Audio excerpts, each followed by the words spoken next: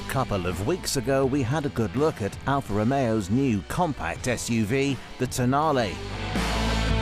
Sitting below the Stelvio as the brand's cheapest model, it brings some Italian style and panache to an otherwise rather beige corner of the market.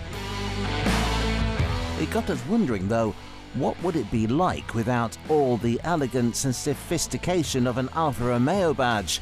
Well, here's the answer. It's called the Dodge Hornet, and don't let the new bumper fool you. This is an example of badge engineering, a Tonale with a Dodge emblem. Alfa Romeo and Dodge both fall under the umbrella of Stellantis, which shares development and platforms across different brands. So what's been changed for North America?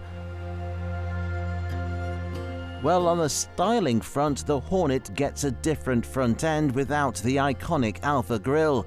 Instead, it gets some muscle car vents in the bonnet and a grille design more in keeping with Dodge's other bigger SUVs.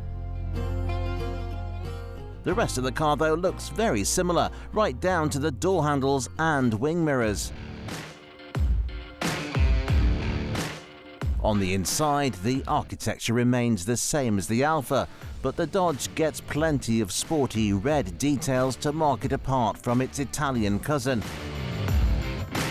Onto the bonnet, the Hornet gets two engine options.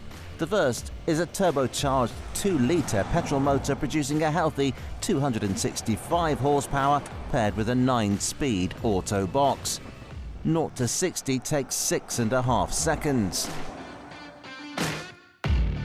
High-spec RT models get a smaller 1.3-litre motor, but this time it's hooked up to an electric motor for a combined 285 horsepower.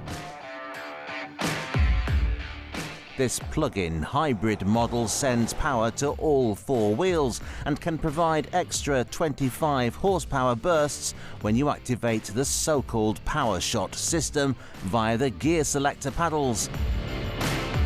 With this feature engaged, the Hornet RT will hit 60 from rest in 6.1 seconds.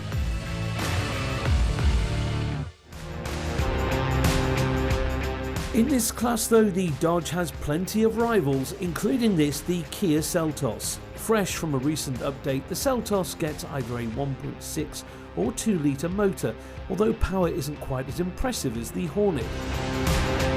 Although the basic LX trim level has a decent amount of kit as standard, we would suggest skipping past it and considering the Seltos S, which comes with additional infotainment features.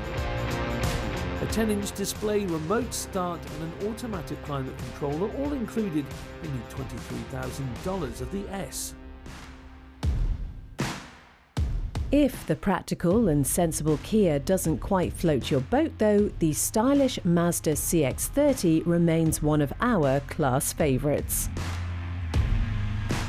It looks great with plenty of influence from the beautiful 3 hatchback, but it's inside the cabin where you really notice the designer's hard work. The sculpted dash adopts a minimalist approach with a sporty 3-spoke steering wheel and some fabulous front seats.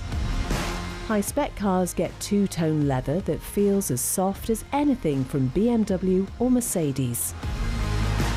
The infotainment works well, while there are just enough physical buttons to keep everything simple while on the move.